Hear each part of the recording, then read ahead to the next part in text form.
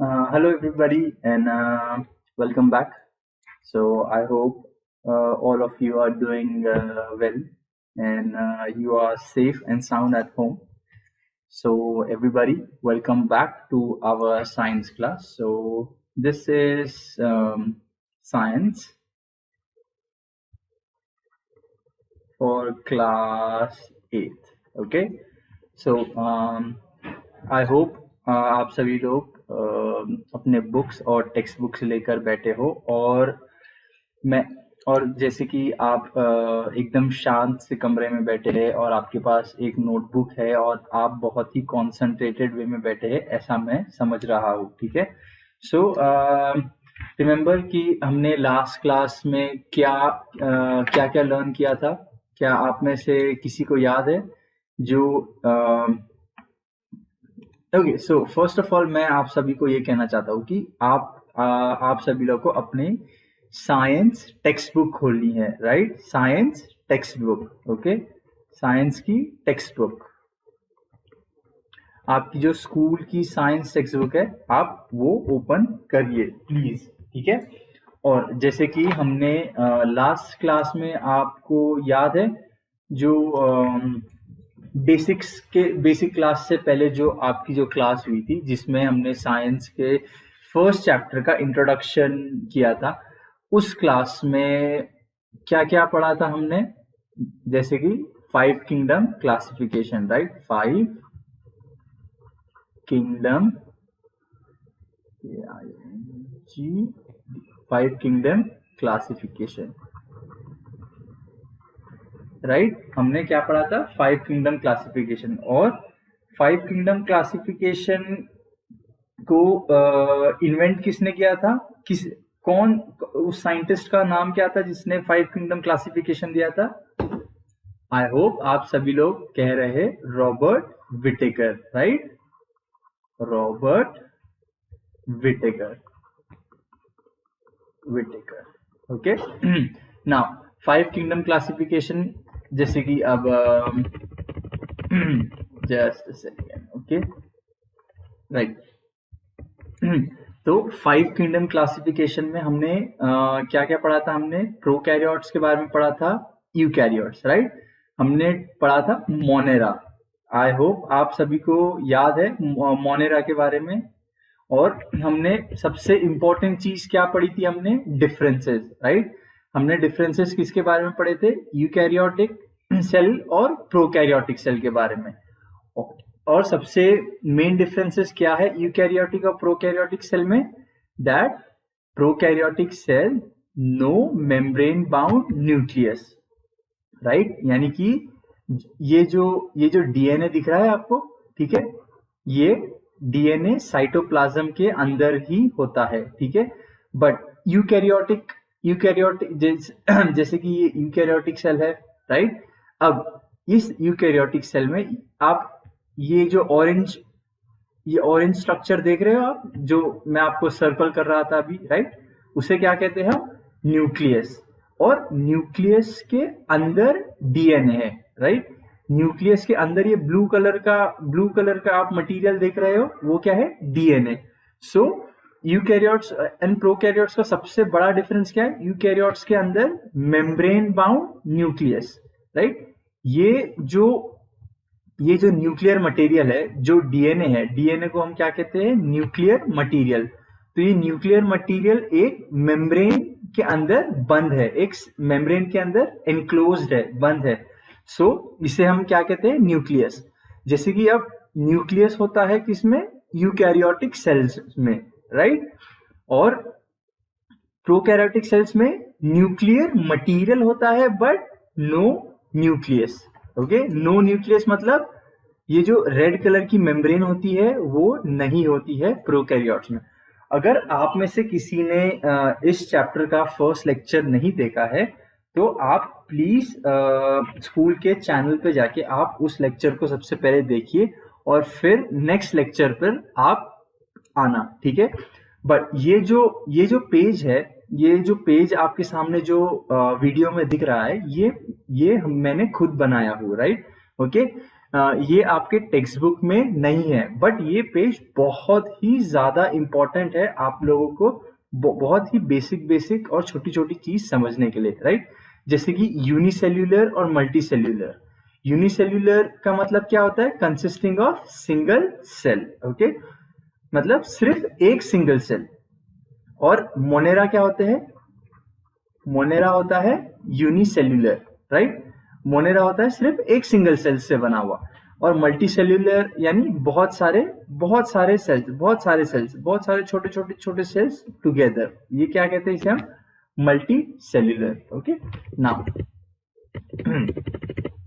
सो जैसे कि हमने प्रीवियस क्लास में हमने क्या पढ़ा था? मोनेरा के बारे में, राइट। मोनेरा, सो मोनेरा का बेसिक डिस्क्रिप्शन क्या है? वो होते हैं यूनिसेल्यूलर और वो क्या होते हैं? प्रोकैरियोटिक्स।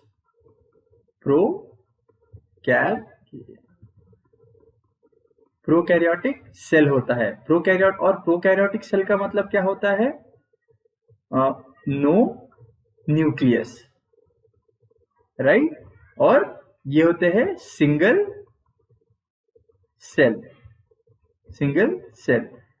सेल यानी यूनिसेल्यूलर, ठीक है।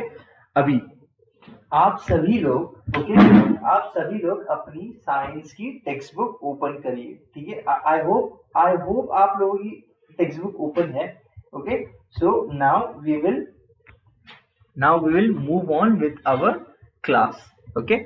सो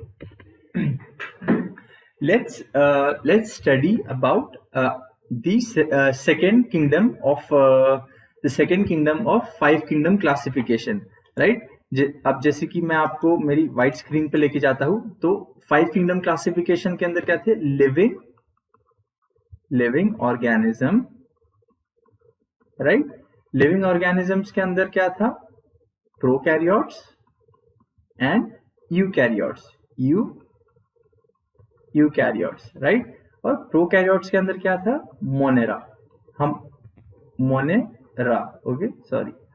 मोनेरा हमने स्टडी कर चुके हैं हम। अब हम करेंगे यूकैरियोटिक्स के लिए स्टडी। और यूकैरियोट्स के अंदर अब हम क्या स्टडी कर रहे हैं? प्रोटिस्टा, ठीक है। यूकैरियोट्स के अंदर हम क्या स्टडी करेंगे अभी? प्रोटिस्टा, ठीक है। नाउ लेट्स मैं रीड करूंगा और साथ ही में आपको मैं एक्सप्लेन भी करते जाऊंगा, ओके। सो आई होप कि आप सभी लोग रेडी हो, ओके। नाउ एक्टिविटी आपको रीड करने की जरूरत नहीं है, ठीक है, बट हम डायरेक्ट स्टडी करेंगे कैरेक्टरिस्टिक्स के साथ में, ठीक है। Now let us all study about protista. So protista are single cell organisms with a well defined nucleus. ये well defined nucleus है, इसे अंडरलाइन करिए, ठीक है। ये बहुत ही इंपॉर्टेंट है। with a well defined nucleus enclosed in a nuclear membrane, right। अब प्रोटिस्टा क्या होते हैं? सिर्फ सिंगल सेल ऑर्गेनिज्म है, यानी जैसे कि सपोज ये एक सेल है और ये सेल है जो प्रोटिस्टिक सेल है, ठीक है। अब ये सिर्फ प्रोटिस्टा का जो सबसे पहला कैरेक्टरिस्टिक्स क्या है कि वो है single cell with a well defined nucleus enclosed in a nuclear membrane. जैसे कि मैंने आपको दिखाया था, हम यूकैरियोट्स स्टडी कर रहे हैं, राइट। यूकैरियोट्स, और मैं यूकैरियोट्स के लिए सिर्फ ई लिखूंगा, ठीक है। और यूकैरियोट्स का सबसे बड़ा इंपॉर्टेंट फीचर क्या है? Membrane, MEMBRANE, membrane bound nucleus, right. Membrane bound nucleus, ये सबसे इंपॉर्टेंट फीचर था। अब प्रोटिस्टा क्या है? Eukaryote, right. सो यूकैरियोट है तो इसका फीचर क्या होगा? प्रोटिस्टा के अंदर मेम्ब्रेन बाउंड न्यूक्लियस होगा, यानी कि सपोज ओके, ये मैं सेल को बड़ा करता हूं, जैसे कि ये सेल है, ठीक है। और इस सेल के अंदर ये एक डबल लेयर मेम्ब्रेन है और इसके अंदर क्या है? Nucleus, right. इस सेंटेंस का मतलब ये है, ठीक है। Protista are single cell organisms with well defined nucleus enclosed in a nuclear membrane. ये क्या है? ये इसे कहते हैं हम न्यूक्लियर मेम्ब्रेन। ठीक है। Now point number 2, okay, they have pseudopodia. Okay, मैं फिर से रिपीट करता हूं, pseudopodia. Okay, pseudopodia, they have pseudopodia और हेयर लाइक सीलिया और whip like flagella for locomotion. मतलब I can understand like these words are too difficult for you to recognize and to even understand these stuff. So don't worry. Just listen to what I will say, and I will help you learn. Okay. So सबसे पहला word जो हमने था उसे क्या कहते हैं? Pseudopodia. ठीक है, pseudopodia. Again repeat after me, pseudopodia. One more time, pseudopodia. Okay, so protista. अभी जैसे कि आप ये समझिए कि हम अभी जो पॉइंट नंबर 2 है, हम बात कर रहे हैं प्रोटिस्टा के लेग्स के बारे में कि प्रोटिस्टा का मूवमेंट कैसा होगा। ओके, हम पॉइंट नंबर 2 इस बारे में बात कर रहा है कि प्रोटिस्टा मूव कैसे करता है। तो प्रोटिस्टा के मूवमेंट होते हैं 3 टाइप के। ठीक है, let me take you to my white screen. Okay, so protista के मूवमेंट होते हैं 3 टाइप्स के, right? 3 types of movement. So पहला मूवमेंट प्रोटिस्टा करता है स्यूडोपोडिया के थ्रू, SEUDOPODIA, pseudopodia. Okay, second movement करता है वो सीलिया, एंड थर्ड करता है मूवमेंट फ्लैजेला। ओके, अभी इमेजिन करिए कि ये जैसे ये प्रोटिस्टा है। ठीक है, सपोज, और आप जैसे कि अभी आप सभी लोग सोच रहे होंगे कि ठीक है, प्रोटिस्टा मूवमेंट ये तीनों तरह से करता है, ये करता है, बट जैसे कि सपोज ये प्रोटिस्टा ए है, ये प्रोटिस्टा बी है, एंड ये प्रोटिस्टा सी है। ठीक है, तो ए प्रोटिस्टा क्या करेगा? सिर्फ स्यूडोपोडिया के थ्रू ही मूव करेगा, राइट? जो बी प्रोटिस्टा है वो मूव करेगा ओनली सीलिया के थ्रू, एंड जो प्रोटिस्टा सी है वो मूव करेगा फ्लैजेला के थ्रू सिर्फ। ठीक है, अब सीलिया क्या होते हैं? सीलिया होते हैं जैसे कि ये आप ये बहुत टाइनी छोटे छोटे जो मैं हेयर लाइक स्ट्रक्चर्स ड्रॉ कर रहा हूं, इसे क्या कहते हैं? सीलिया। और ये सीलिया सेल मेम्ब्रेन, ये जो प्रोटिस्टा जो सेल है, इसके पास की जो मेम्ब्रेन है उसके आउटसाइड पे होते हैं, राइट? और ये बहुत छोटे छोटे होते हैं और ये मूव करने में हेल्प करते हैं। फ्लैजेला, क्या कहते हैं इसे हम? Flagella, flagella. इसे pseudopodia, cilia and flagella. Okay, अब फ्लैजेला क्या होता है? फ्लैजेला होती है टेल। ठीक है, बस एक टेल समझना कि फ्लैजेला का एक टेल है, और ये टेल क्या होती है? मूव करती है, राइट? ये टेल करती है move. what is happening over here is that this tail actually moves. It keeps moving, and by this movement flagella can move. Okay, now let's go back. They have pseudopodia or hair-like cilia or whip-like flagella for locomotion. Okay, now now look over here. Look at this protista. Can you see this? Can you see this tail-like structure? Okay, tail or whip-like. It is a flagella. Okay, it is a flagella. And over here, can you see those tiny small green colored circles outside the cell membrane? What are these? These are cilia. Okay, look over here. Can you see these tiny structures? Can you see them? Right? What are these? These are cilia. Okay, what is it? It is a cilia. Okay, now so I hope आप सभी लोगों को point number 2 clear हो गया है। जैसे point number 1 क्या है? वो है single cell organism with a well defined nucleus, right? Well defined nucleus यानी उनके पास न्यूक्लियर मटेरियल जो उनका होता है, न्यूक्लियर मटेरियल जैसे कि डीएनए, राइट? उनका जो न्यूक्लियर मटेरियल है वो एक मेम्ब्रेन के अंदर बंद है, और उसे हम क्या कहते हैं? Nucleus, right? ये है पॉइंट नंबर 1। पॉइंट नंबर 2 है कि उनके पास होते हैं स्यूडोपोडिया और हेयर लाइक सीलिया और whip like flagella for locomotion. Let me clear this slide. Wait.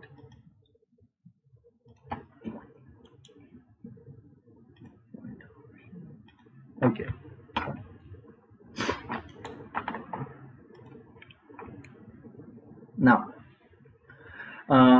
Now protista are divided into autotrophs and heterotrophs. Okay, protista are divided into autotrophs and heterotrophs.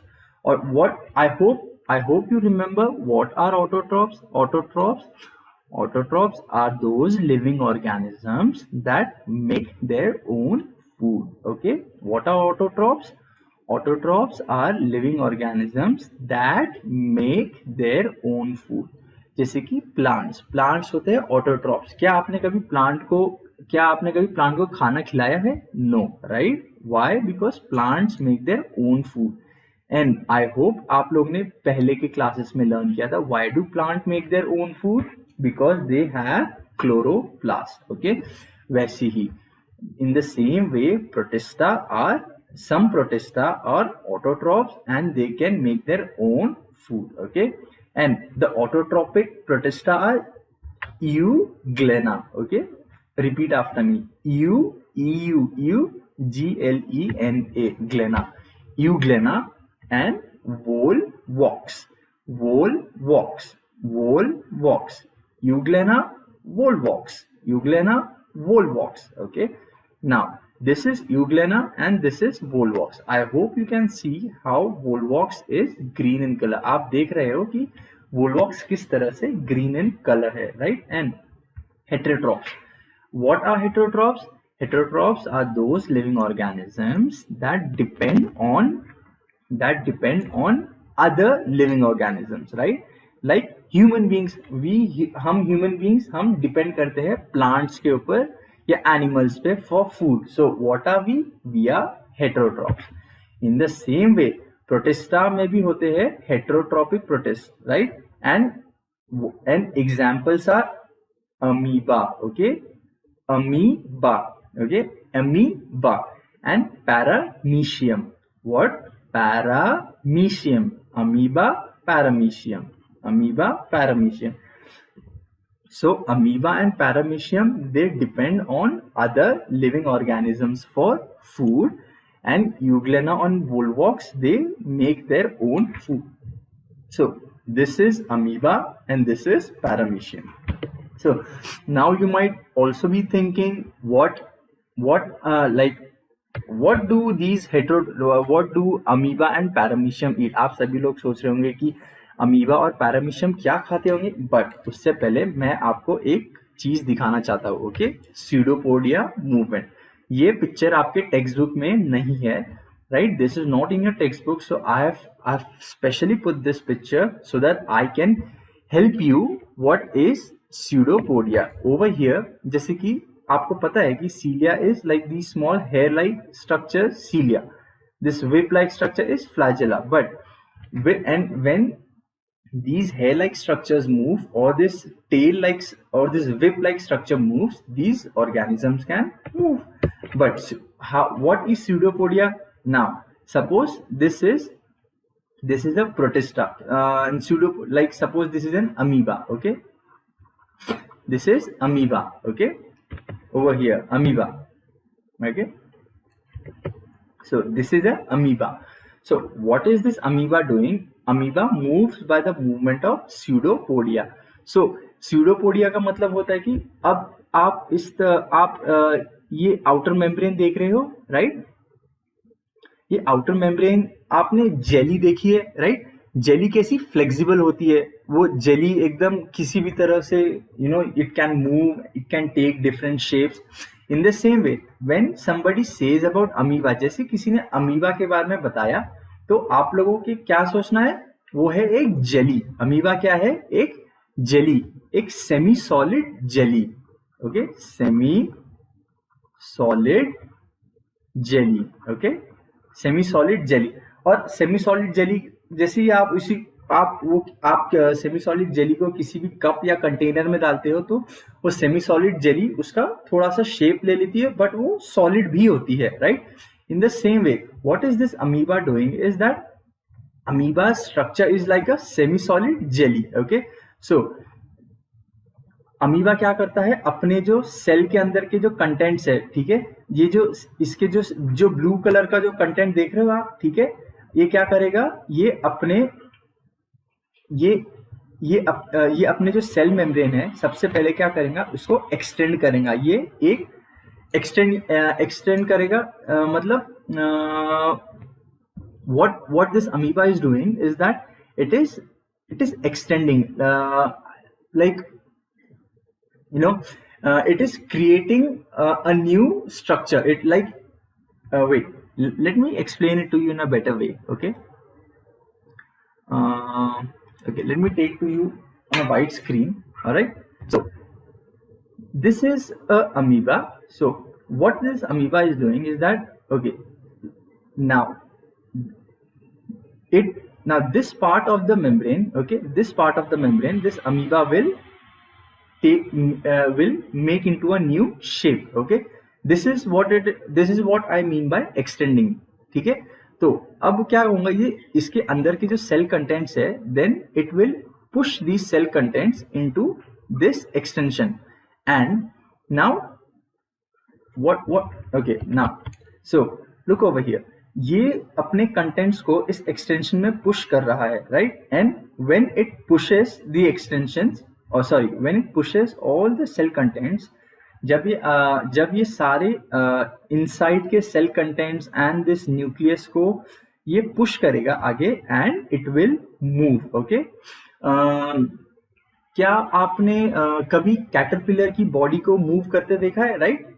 वो एक तरह से एक semi solid movement ही होता है, kind of like an extension. In the same way ये अपना आउटर स्ट्रक्चर, ये अपनी आउटर सेल मेम्ब्रेन को एक्सटेंड करके न्यू शेप अज्यूम करके, न्यू शेप बना के मूव करते हैं, right?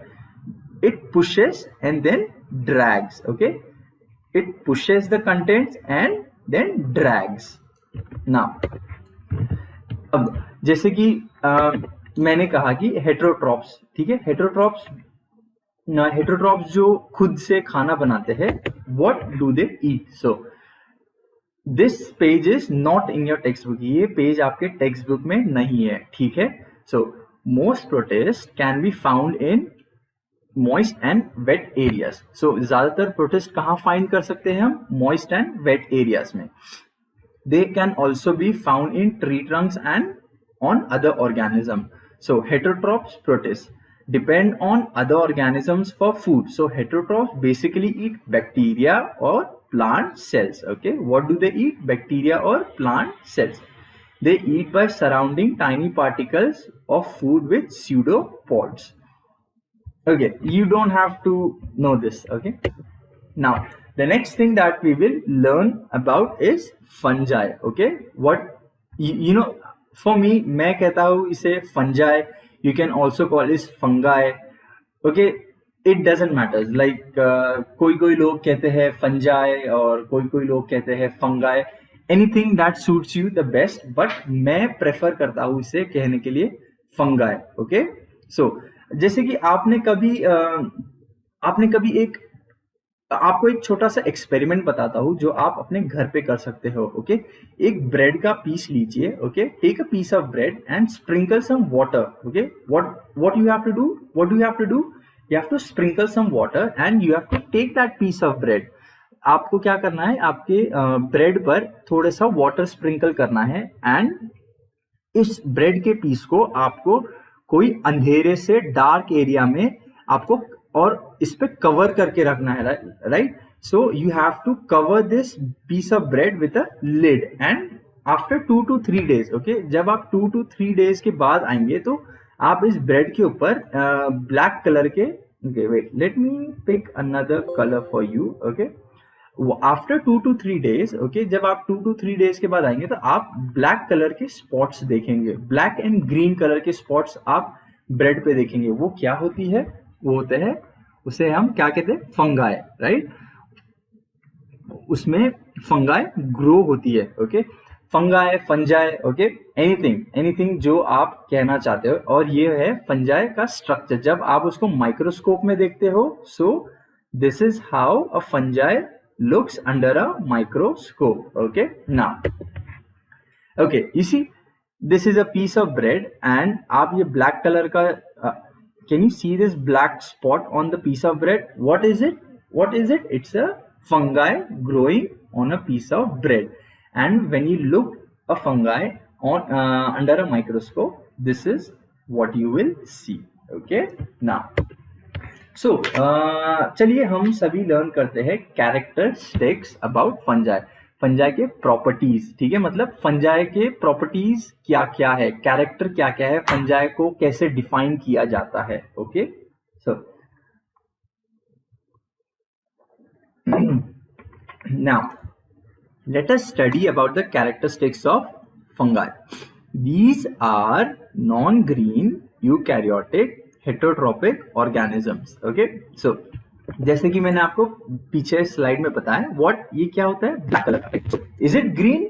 No. So fungi are non green eukaryotic. Eukaryotic यानी they have a nucleus. Eukaryotic means they have a nucleus, right? A nucleus, a membrane bound nucleus.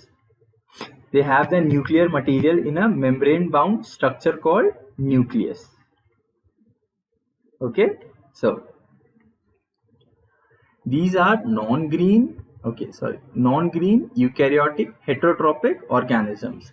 Heterotrophic, again ये जो words बार बार आ रहे हैं, आपको इससे लर्न करना है, इसलिए मैं आपको ये वर्ड्स बार बार रिपीट करूंगा. ठीक है, हेटरोट्रोपिक का मतलब क्या होता है, जो लिविंग ऑर्गेनिजम्स दूसरे ऑर्गेनिजम्स पे डिपेंड करते हैं, राइट.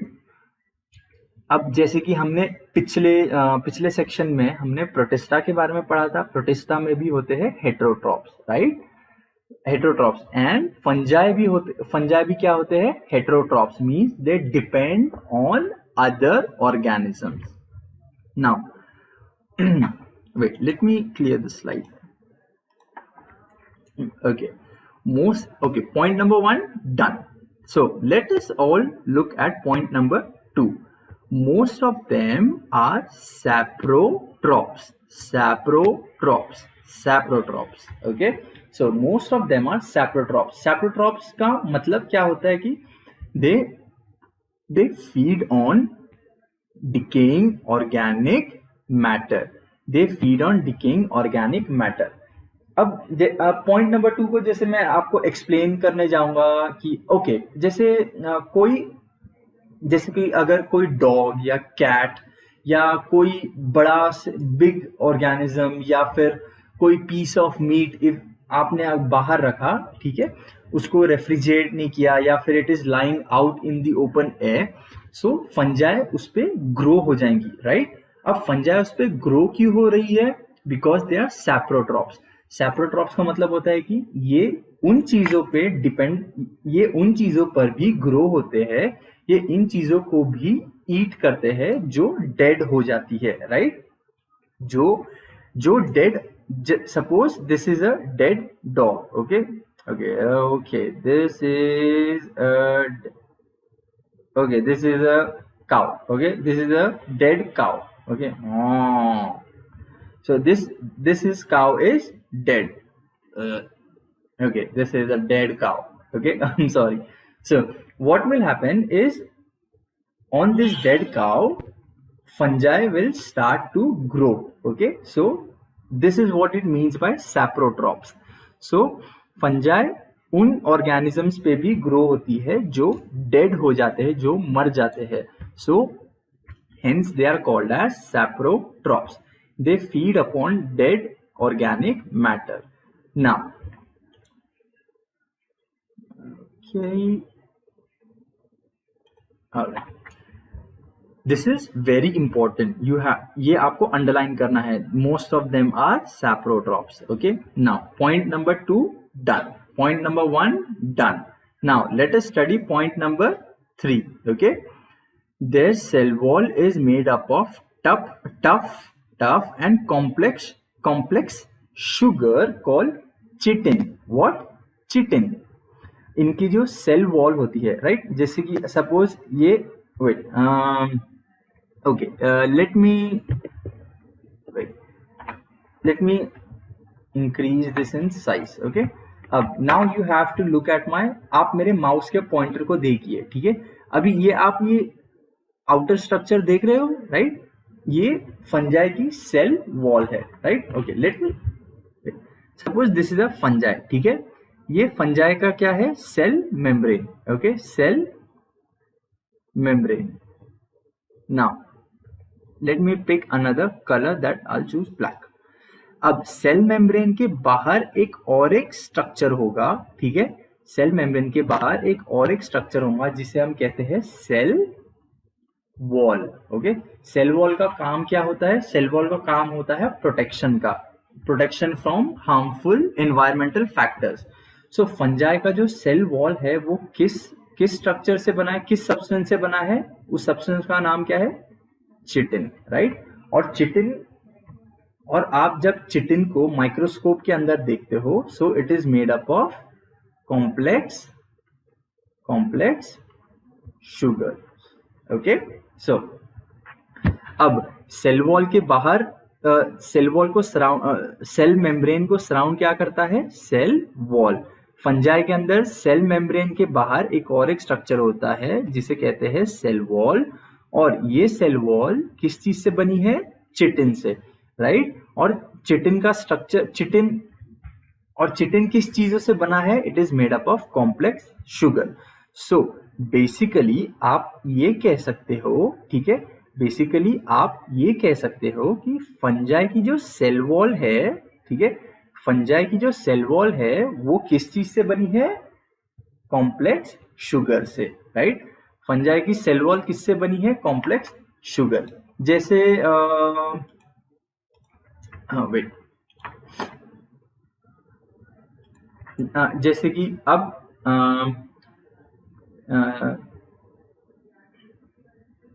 ये क्या है? एक सेल, ये सेल मेम्ब्रेन है, and now this is like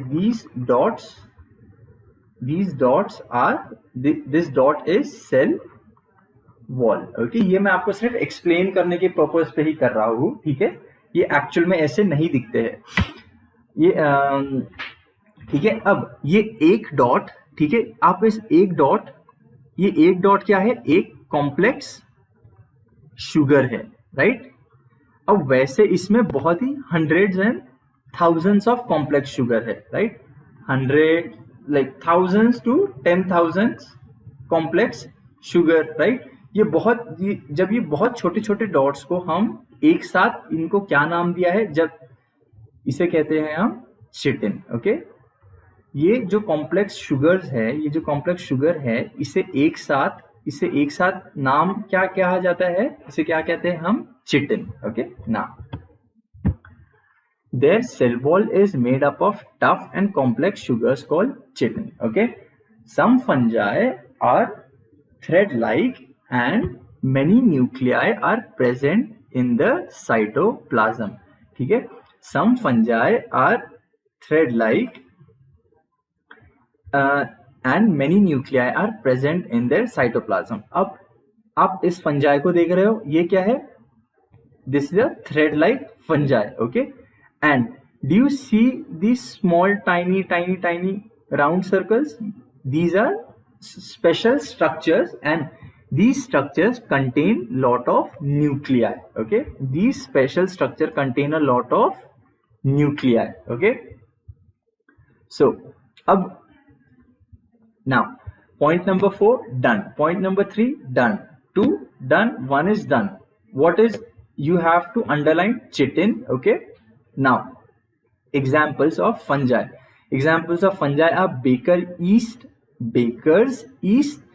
आपकी जो ब्रेड होती है, मैं आपको एक जनरल नॉलेज की आपको एक इंफॉर्मेशन देता हूँ, ठीक है. आप जो ब्रेड खाते हो, राइट, जो आप ब्रेड खाते हो वो किस चीज से बनी होती है? Right, bread is made up of, जो आपकी जो ब्रेड होती है, it is made up of east, right. Bread is made up of east, and east किस चीज से बनी होती है? ईस्ट बनती है फंजाई से, right? So basically bread is made up of fungi, okay ना। बट ये वाली जो फंजाई होती है ये हार्मफुल नहीं होती है, इसे हम खा सकते हैं, okay. It is edible, we don't get any disease from that. So examples of fungi are bakers yeast, aspergillus. Aspergillus, अब एस्परजिलस एक ऐसी फंजाई है कि अगर आपको एस्परजिलस से इन्फेक्शन होता है so you will get sick. So Aspergillus is a bad fungi. Okay, Aspergillus is a bad fungi. Baker's yeast is a good fungi. Okay, Baker's yeast is a good fungi. अब जैसे आप Penicillium, okay, what? Penicillium, Penicillium, Penicillium, Penicillium एक ऐसी east है, एक ऐसा fungi है जिससे हम बहुत सारी दवाइयां बनाते हैं। We make medicine from penicillium. And the next is mushrooms. We eat mushrooms, you know. I think mushrooms are like, some of the mushrooms they are good, some of the mushrooms they are bad. Like we can eat some mushrooms, but at the same time there are also some mushrooms that we cannot actually eat. So you have to be very careful with what kind of mushroom you are actually going to eat. Okay, now let me clear the slide for you. Wonder options. Okay, now so point number 1 important is heterotrophic organisms. Point number 2, saprotrophs means decay on dead matter. Point number 3, chitin. Okay, point number 4, many nuclei. Point number 5, examples are Baker's yeast, Aspergillus, which grows that grows on corn, penicillium and mushrooms. Okay, now we are done with all the points now. So though many systems of classification are introduced after Whittaker, his 5 kingdom classification is widely accepted. जैसे कि okay, so in this 5 kingdom classification हमने क्या कौन कौन से topics cover किए? हमने किया मोनेरा कंप्लीट, राइट? मोनेरा के होते हैं unicellular and they are prokaryotes. अब आज हमने क्या क्या कवर किया? आज हमने पढ़ा है प्रोटिस्टा। प्रोटिस्टा होते हैं unicellular and they are eukaryotes, okay. और also what did we cover? आज हमने क्या पढ़ा? फंजाई के बारे में, राइट? फंजाई होते हैं मल्टी सेल्युलर, ओके, यानी बहुत सारे सेल्स। सो हमने आज प्रोटिस्टा कवर किया 5 किंगडम क्लासिफिकेशन में and fungi, okay, right. Now though many systems of classification are introduced after Whittaker's, his 5 kingdom classification is widely accepted. जैसे लाइक विटेकर के बाद और भी क्लासिफिकेशंस दी गई है लिविंग ऑर्गेनिजम्स को क्लासिफाई करने के लिए, like in a much more easier way, but usually हम विटेकर का जो 5 किंगडम क्लासिफिकेशन है that is only that is widely accepted, right? So ये फंजाई क्या है? Thread like fungi, right? Thread like fungi with many nuclei in cytoplasm and it is multicellular, okay. ये की points, okay, ये आपकी एक notebook में लिखी है, ओके। की पॉइंट्स है multicellular, CELLULAR, multicellular, eukaryotic, and these are thread like with many nuclei. This is important for you to understand the characters of fungi. Now, okay, so I think okay, ये page आपके book में नहीं है, ये आपको सिर्फ definitions के through मैंने आपको एक्सप्लेन करने के लिए फिर से डाला हूँ, सो दैट मैं आपको इस मटेरियल को बार बार आपके दिमाग में रीइंफोर्स कर सकूँ, ठीक है? हेट्रोट्रॉप्स. हेट्रोट्रॉप्स का मतलब होता है living organisms that depend on other living organisms.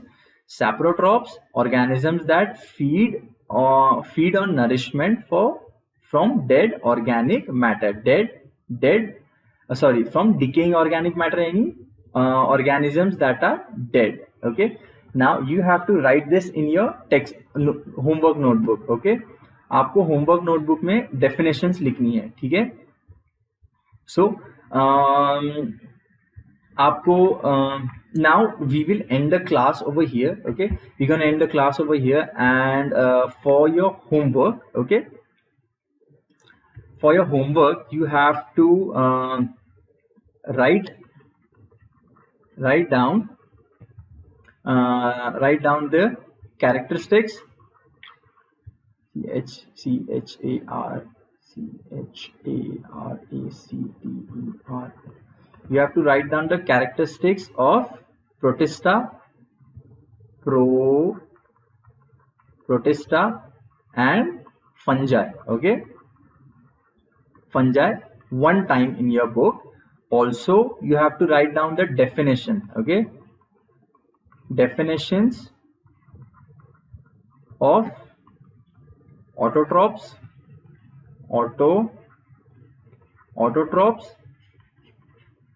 heterotrophs, and saprotrophs.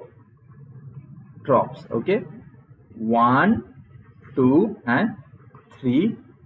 Okay, write down the definitions of autotrophs, heterotrophs, and saprotrophs, and also you have to learn the characteristics of Protista and fungi. Now, so okay everybody, thank you for today's class, and I hope to see you back again. So everybody, thank you,